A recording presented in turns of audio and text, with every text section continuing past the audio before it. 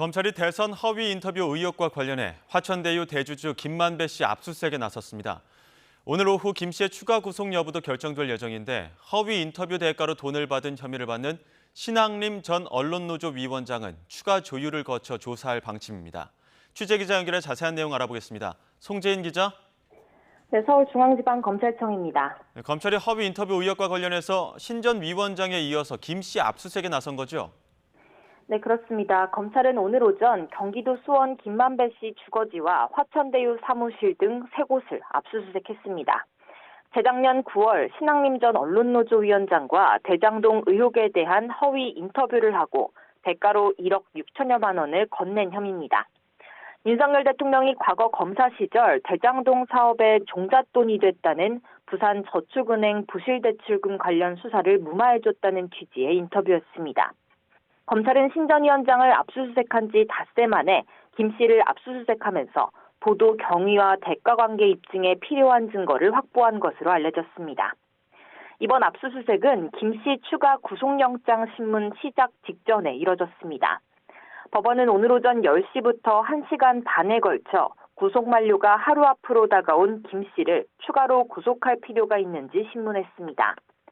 횡령과 이해충돌 방지법 위반 혐의로 김 씨에 대해 추가 영장을 내달라는 검찰의 요청에 따른 거였는데요. 이번 의혹과 직접적인 관련은 없는 혐의지만 검찰은 신문에서 김 씨의 증거인멸 가능성을 설명하면서 대가성 허위 인터뷰 혐의도 함께 언급했습니다. 대장동 실체가 드러날 경우 이재명 대표에게 불리할 거라는 판단에 따라 신 전 위원장과 허위 인터뷰를 하면서 마치 책값인 양 대가를 숨겼다는 겁니다. 검찰은 김 씨가 허위사실 유포라는 새로운 범죄 행위도 주저하지 않고 노골적으로 선거에 개입했다며 구속 필요성이 크다고 강조했습니다.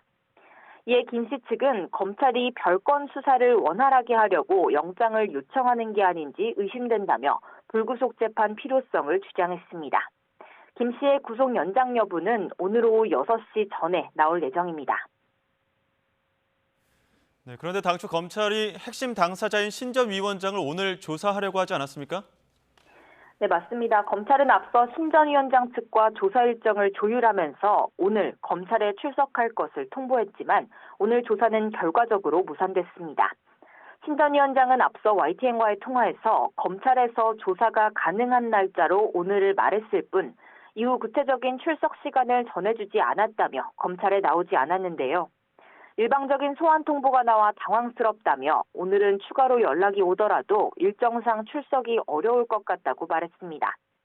그러나 검찰은 신 전 위원장 변호인에게 출석 날짜와 시간을 분명히 통보했다며 신 전 위원장 주장은 사실과 다르다고 반박했는데요.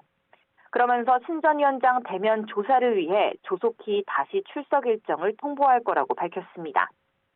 검찰은 추후 신 전 위원장을 상대로 김 씨에게 받은 1억 6천여만 원이 책 3권 값이 아닌 허위 인터뷰 보도의 대가가 아니었는지, 또 20대 대선 직전 뉴스타파에 해당 인터뷰 음성 파일을 전한 이유는 뭔지 등을 집중적으로 캐물을 방침입니다. 아울러 파일을 넘겨받은 뉴스타파가 대선을 사흘 앞두고 인터뷰를 공개한 구체적인 과정과 함께 이보다 앞서 유사한 기사를 낸 다른 언론들의 보도 경위도 함께 살펴보겠다는 입장입니다. 지금까지 서울중앙지검에서 YTN 송재인입니다.